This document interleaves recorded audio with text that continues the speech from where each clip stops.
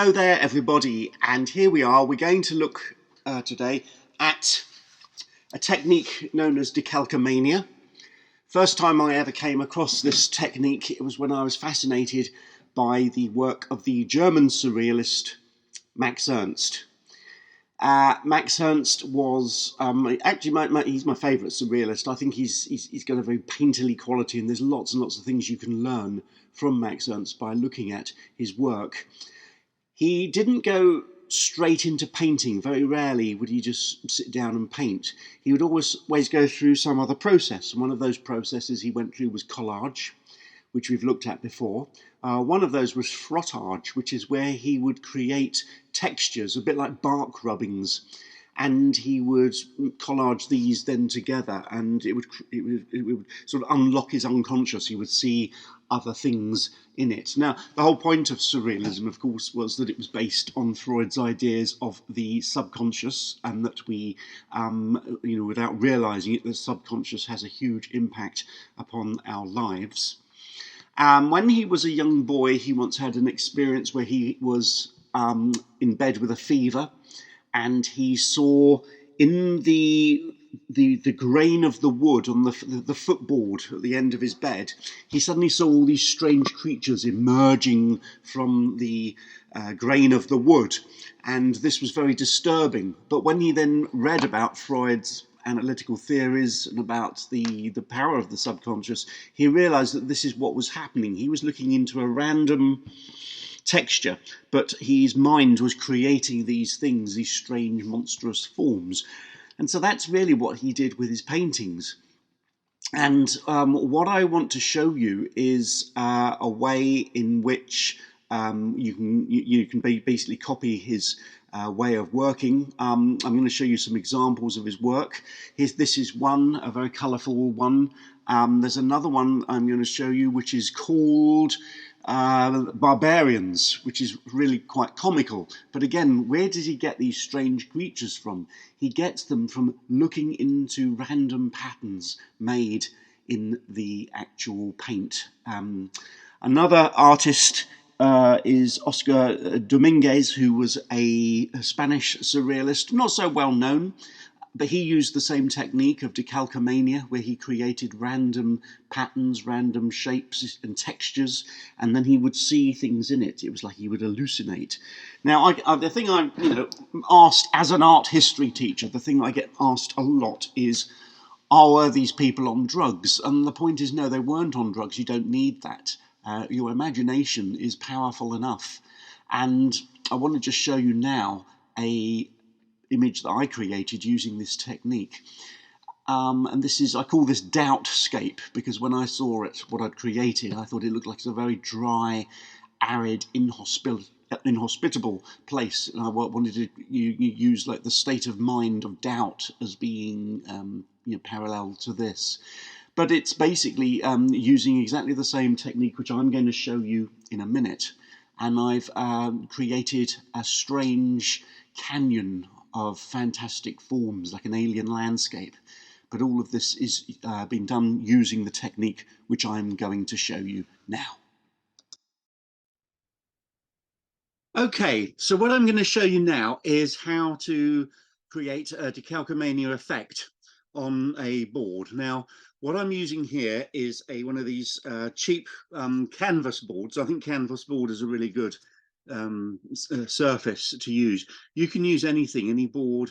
You can also use canvas if you want, but just remember that the area on which you're going to spread it on, the surface which you're going to spread this on, needs to be a decent size. And so I've got this, this is just a really cheap one from the works. You get a pack of 3 for £4, it's about A4 size-ish. You can get bigger ones, do it whatever size you like. And then what I'm going to use as a surface, you can use any smooth surface that you're happy to use. I use some lithographic plates, metal plates, which I've been able to get hold of. You could use a sheet of glass, you could use a mirror, you could use Formica. Remember, whatever you use, you can get the paint off if you work pretty quickly. You can get the acrylic off if you wash it off. So you could use a mirror that you've got. But I just thought to myself, what if you haven't got any of those things? What would you use? So I thought to myself, I'm going to go and get some cling film. And I've just spread across my desk here some cling film. And that's what I'm going to use for this exercise. Never done this before, but let's see how it goes. I think it's going to be pretty cool, actually. Okay, so the next thing we're going to do is we are going to put our acrylic paints onto this surface. Now, Max Ernst, who's I got this idea from, he used oil paint. And oil paint, you get much more interesting effects, if you're prepared to use that. So you can use oil paint, but we're going to use acrylics. And the first thing I would say is that when you're using these colours, don't have I wouldn't go too mad with the colour. I've got some quite subdued colours here. I've got black and white, I've got a cadmium yellow and an alizarin crimson, which is it's quite a muted palette, but there's also some contrast there. So you have to have contrast. I wouldn't put too much colour on at this moment, because some people like to do that, and that's up to you. But personally, I would use quite muted colours, maybe even browns, yellow ochre, black and white, that type of thing. But I've got this palette at the moment. And when you put it down, I'm going to go first of all for my black, and I'm just going to put it on, not too much water or anything like that. I'm just going to put it on in random patches, and I'll put it on as thick as I like. Okay, really, so plenty of black around. Okay, so there we have it. Okay, so that's one color on. Let's put some white. And what I'd like to see you do is kind of like intersperse things so that you get a good contrast. You don't put all one color over one place, one color over another place. Try to spread it around so that there's plenty of color everywhere. And remember, this is just like abstract painting. Okay, you're not doing anything clever here. It's just spreading it all around this surface here. And then I'm going to use I'm going to get my yellow, I think. And there we go, the yellow. No water, no sort of diluting it down, just spreading it around like an abstract painting. Okay, thick in places, that's great. Okay, so it's all separated out.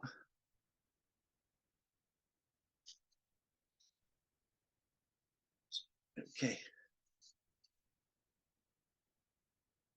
up to the corners as well. Let's get this sort of like really covered to the edges. And then I'm just going to wash out a brush here. And then I'm going to put in this alizarin crimson. I'm going to put great big dollops of it, all in the sort of the places where the other colours aren't. Okay, spread it around, bit of space between each colour, as I say.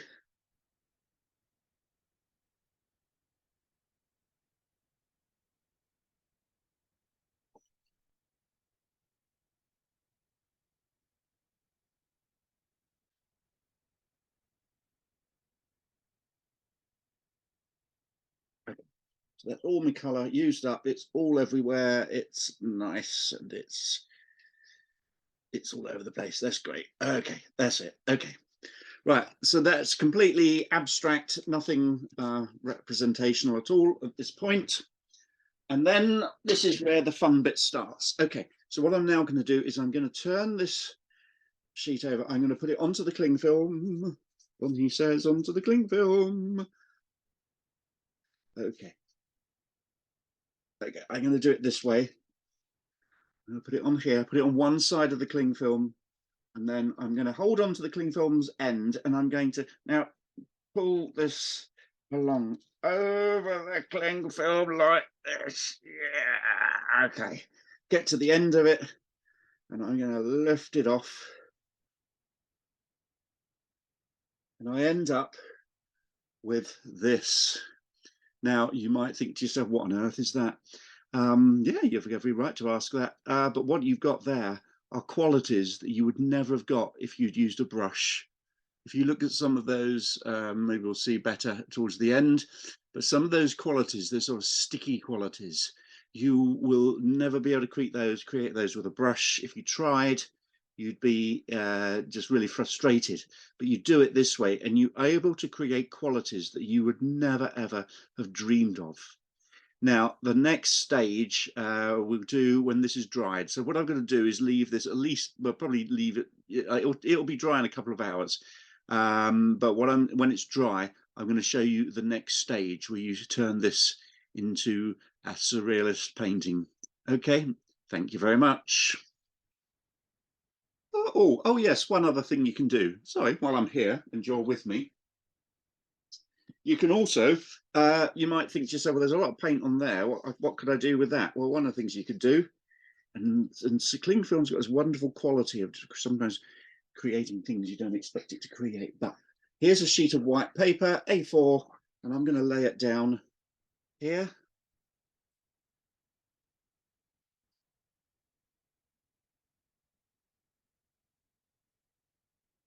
And as you know, acrylic works very well on paper. Whoa, getting this filthy. But what I'm then going to do is lift this up. And I've got another surface here. And because acrylic works well on paper, I can actually then do a painting on that as well.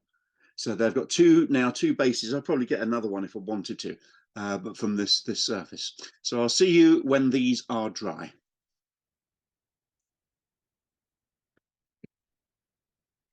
Okay, so here we are. I've got this this sheet here, which I've created this abstract design on it through using process of Decalcomania, which you've just seen.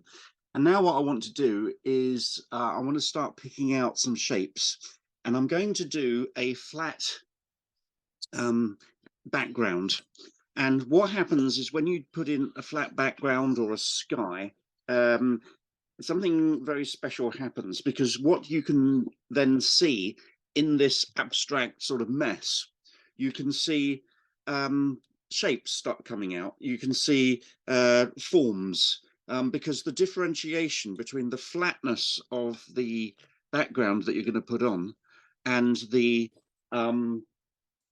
abstract design we have here, the flatness makes the abstract design come out more strongly. I'll explain as I go along. So what I usually do, you may have noticed that I usually tend to do like strange landscapes in the style of Max Ernst, who's my big hero. Just get some paper.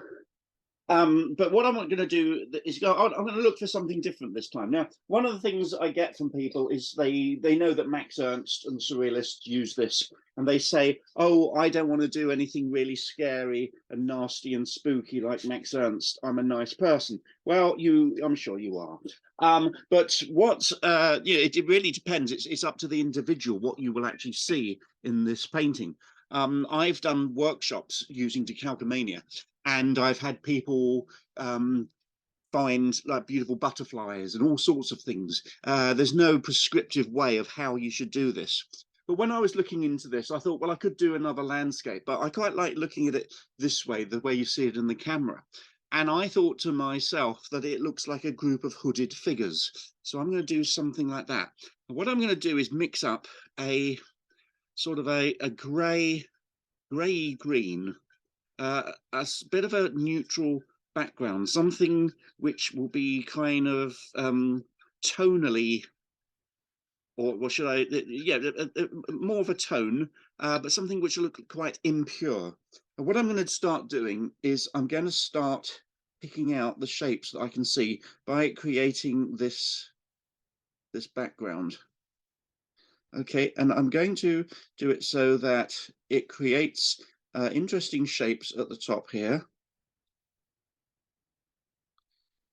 Okay, so you start seeing like heads and like a crowd of strange individuals standing all together. You don't know why they're there. Why are they there? We don't know. And so it's going to be an interesting sort of like the tops of the heads are going to be like this.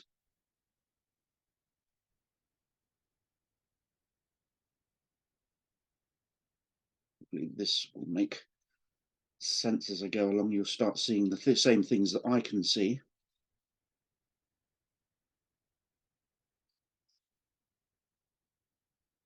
And then I'm going to go really, so give this some shape and a bit of composition. I'm going to go right in and I'm going to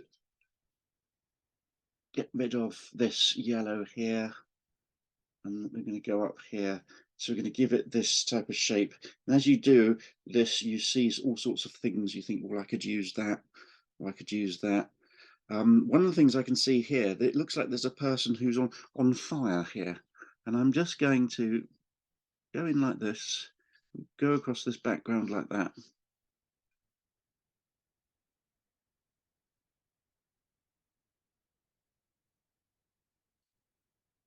Okay, so that's my background. There's not much background here, but when you've put something in completely flat, what it does is you start noticing things. You start thinking to yourself, well, I can see something there. I'm going to do a bit of this background actually, just sort of like coming through, so there's little gaps in the people.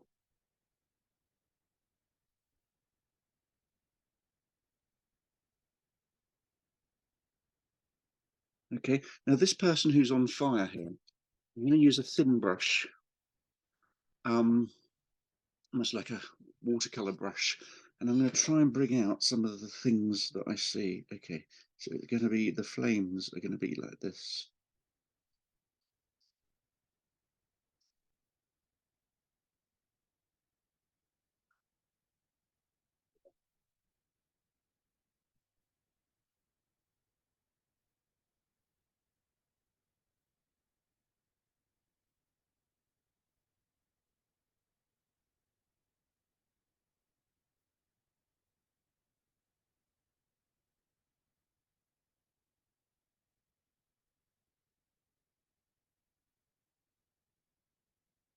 Okay.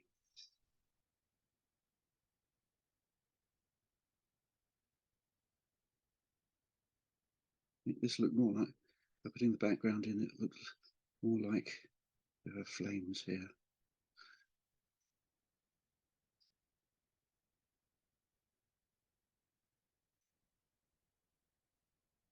Okay, so that's what I'm going to do now. Can you see now? It's not so much just a mess. You can actually see forms appearing out of it. That's because I've done that background, that very neutral sort of coloured background, which is tonally and purity-wise complementary to everything else you see in the picture.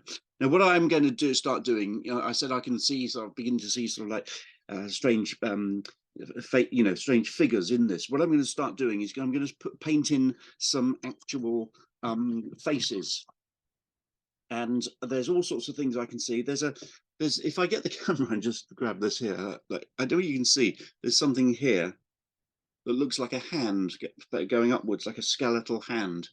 Can you see what I'm talking about? Like hooded figures. And I might do a little bit more just to sort of, what I'm going to do now is just do some more to bring that out. Now, this is the most tricky point of the painting. Painting things in and trying to make it look as if they've happened accidentally and not contrived. That is the hardest part of this process. And so you have to go in and you have to be very very, very careful and very gentle and very slowly build up all the forms that you're going to have in this picture. But hopefully what I'm going to be able to show you is what I'm getting at. I'm going to, at the end, I'll do a still image. So that's the process. The next process, after creating this strange mess, we then start putting in a background, and that helps us to see things a little bit better. What I'm going to do now is I'm going to start putting in a little bit more detail, and I'll show you where I end up. Okay. I really thought that all the most interesting part of it was done accidentally when we did that first process of just smearing the painted surface across the cling film. I'm quite pleased with this. It's not you know, it's not the best thing I've done, but the thing I like about this process is it throws up surprises. You aren't totally in control of the initial textures that you're making, and then something comes up, you try to pick it out, you use things to complement the areas, the forms that you're trying to pick out, and you end up with a painting very, very different from anything you would have created if you had just sat down with a paintbrush and tried to paint. I mean, I think I might call this witches. It reminds me of witches from Francisco de Goya. The other person I was thinking of when I was doing it was a wonderful Argentinian-born Italian painter called Leonora Fini. I recommend you look her up. But I can't help looking at it and still thinking I can't really get away from Max Ernst. So that's it. That's Decalcomania. Thank you very much for listening.